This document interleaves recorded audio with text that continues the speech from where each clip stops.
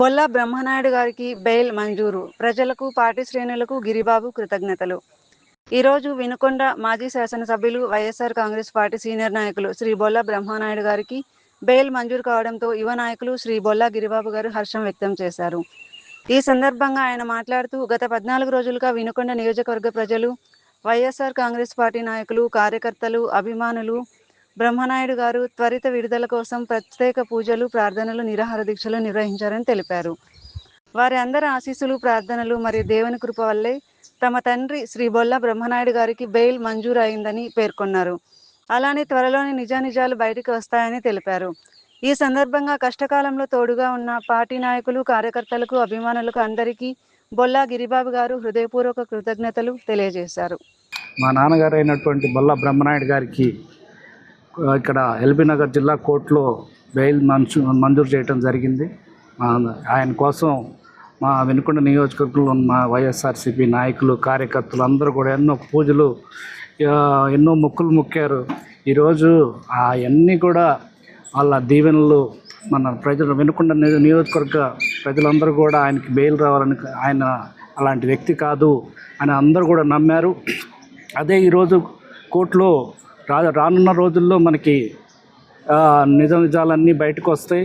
ఆయన ఎక్కడా కూడా కష్టపడి వచ్చిన వ్యక్తి ఆయనే కాదు, బొల్లా రమేష్ గారు కూడా వాళ్ళు కష్టాన్ని నమ్ముకొని వచ్చిన వ్యక్తులు. ఎప్పుడు కూడా అలాంటి తప్పుడు నిర్ణయాలు కానీ, తప్పుడు పనులు కానీ చేయరు. అది అందరికీ తెలిసిన విషయమే. ఇది రాజకీయ దురుద్దేశంతోనే ఈరోజు ఈ విధంగా చేయటం జరిగింది. కానీ మేము న్యాయాన్ని, ధర్మాన్ని నమ్ముకున్నాం. కంపల్సరీ న్యాయం గెలుస్తుంది, ధర్మం వస్తుంది అని మేము బలంగా నమ్ముతున్నాం. ఈ సందర్భంగా ఆయన కోసం మా ఎంఎన్ ప్రసాద్ గారు కానీ, మా లాయర్లందరూ కూడా చాలా, పొన్నవాళ్ళు సుధాకర్ రెడ్డి గారు, అలే వీళ్ళందరూ కూడా మాకు ఈ లాస్ట్ ఆయన రిమాండ్ అయిన దగ్గర నుంచి 15 రోజులు ఇదే పని మీద ఉండి చాలా కష్టపడి ఈరోజు ఇలాంటి పరిస్థితి వచ్చినందుకు వాళ్ళందరికీ కూడా కృతజ్ఞతలు తెలుపుతూ ఉన్నాను.